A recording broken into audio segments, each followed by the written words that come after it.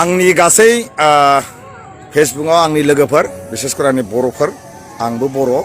आंनि जेसेबां बर' हारिफोर आङो बिसेस खावलायनाय जाबाय आंनि नामा पास्टर मनज नार्जिनारि आरो आङो शिलंआव थायो आरो आङो ससियेल खामानि आरो आं पास्टरनिबो खामानि मावो दिनै जोङो शिलंनिफ्राय गुवाहाटीयाव फैदों आरो लामा लांदाव जेसेबां थानाय मानसिफोरजों जों ओंखाम आरो बिनि आगोलहाय जोङो कम्बल आरो जिफोरखौ लाबोदोंमोन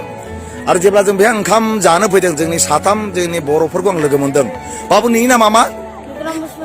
बिक्रम बसुमतारी नोङो स्कुलाव थांगोन ना थाङा फरायनो इच्छा दंना गैया फरायनो इच्छा दं स्कुलाव थांबा थांगोन नोङो मायबा जों फरायहैनो लाङोबा नों थांगोन ना थाङा जोंजों थांगोन स्कुलाव थांगोन ना थाङा थांगोन नोंलाय थांगोन स्कुलाव फरायनो इच्छा दंना गैया दङमोन सार दङमोन जों फोरोंहोबा नों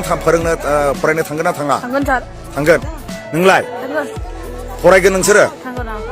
आच्छा नोंसोरो दा महाय उन्दुयो ओइबेयाव माने महाय न' दंना गैया माने न' गैया बिमा बिफाबो गैला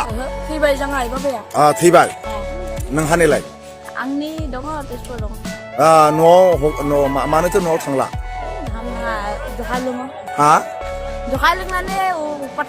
सोरो न'आवहाय मामि बाबाया ओमफ्राय नोंहालाय बाबु एखे ना आच्छा आंनि बुंनाया जाबाय जों खोनाबाय बिसोरनि दुखुखौहाय बेनोथ' आइ आफा गैला स्कुलाव थांनो इच्छा आरो बेनोथ' मामि बाबाया जुमाय लोंनानै न'आव उत्पात खालामनो न'आव थानो हाया दा बिसोरखौ आं लोगो मोनदोंमोन नैबे रेलवे स्टेसनावहाय बिसोरनो थानो जायगा गैया बिसोरो बे लामा लांदावनो उन्दुयो जों जेसेबां आंनि बर' हारिफोर दङ आं खावलायनाय थाबाय जोङो बेफोर गोरलैफोरनि जुनै जों खामानि मावनांगोन आरो जों हायोबा बिसोरखौ जों फोरोंगोन बिसोरनि फिउचारखौ जों बिल्ड आप खालामगोन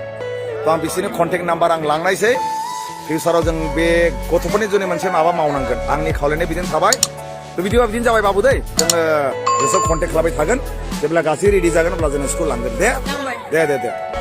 ओंखाम मोनजाबायना मोनजायाखै ओंखाम मोनजाबाय उदै बुंबायना बुङाखै दिनै जों बिसोरनो ओंखाम लाबोदोंमोन दाउ बेदर आरो माबा ओंखाम मोजां मोनजाबायना मोजां मोनदों ओंख्रिया गोथाव मोना गोथाव मोना दे थेंक इउ